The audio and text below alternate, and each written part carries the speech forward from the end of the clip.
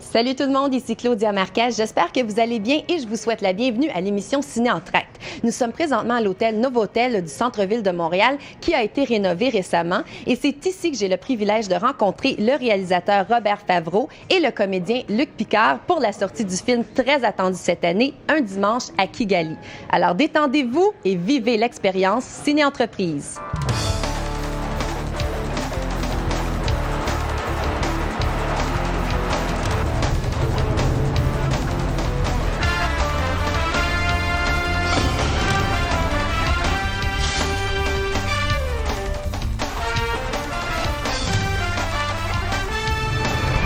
Aujourd'hui, nous vous présentons des entrevues exclusives. On vous fait découvrir le tout nouveau film de Robert Favreau mettant en vedette Luc Picard. L'histoire se déroule en 1994 au Kigali, la capitale du Rwanda. Bernard Valcourt, un reporter, tourne un documentaire sur le sida et pendant le tournage, il tombe en amour avec une belle jeune Rwandaise qui s'appelle Gentille. Mais pendant ce temps-là, la tension monte tranquillement entre les deux tribus, les Tutsis et les Hutus.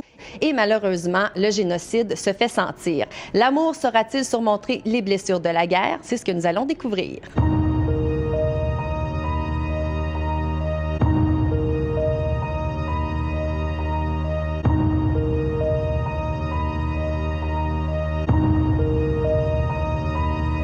Il n'y a personne qui veut savoir ce qui se passe ici.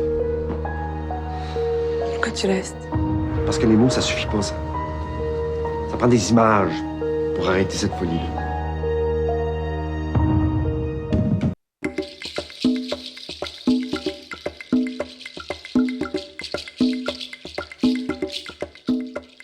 Qu'est-ce qui t'intéressait dans ce rôle-là quand tu as lu le synopsis? Ben d'abord, j'ai lu le roman. J'avais lu le roman avant de lire le synopsis, puis déjà, je connais pas d'acteur qui aurait refusé ce rôle-là.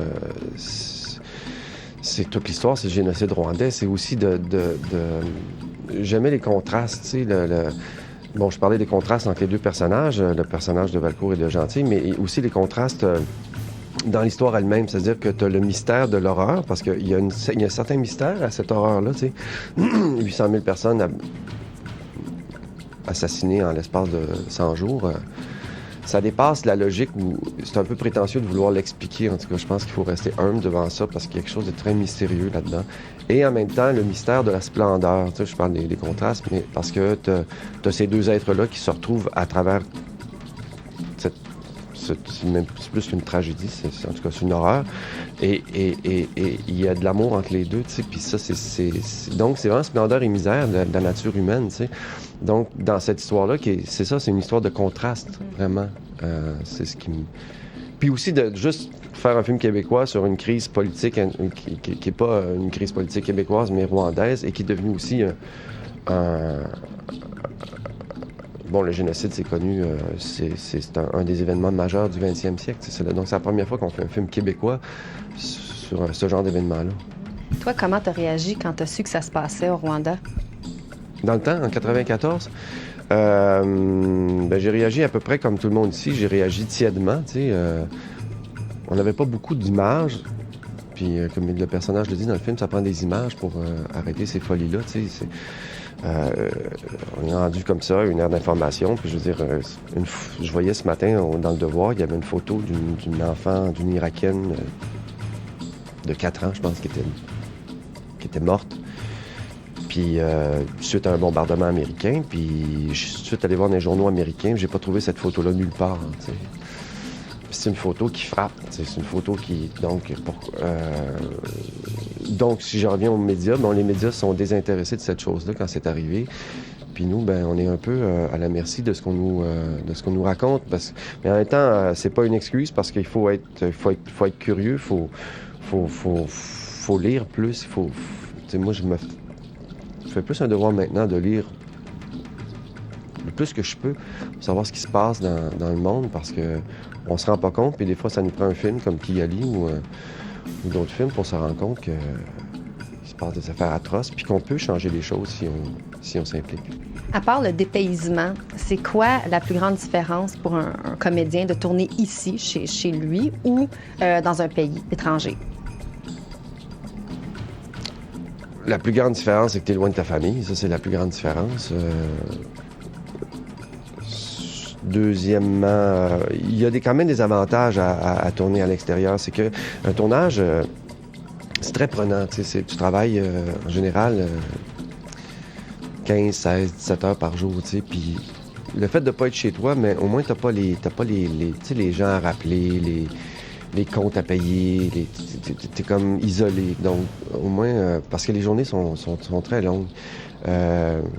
Puis au Rwanda, bien évidemment, la différence, c'est que, bon, ici, on a des loges, on a du café, du cappuccino, des affaires. Il n'y avait pas rien de ça là-bas. C'était donc plus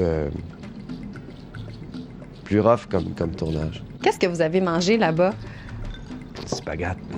Spaghetti? Ben, moi, j'ai mangé beaucoup de spaghettis. Okay. Je m'attendais tellement pas à ça comme réponse. Ben c'est parce que en fait, si tu veux être vraiment safe, parce que bon, il y a des dangers d'empoisonnement alimentaire là-bas, il y en a, c'est vrai. Puis si tu veux vraiment être safe, tu manges dans les hôtels.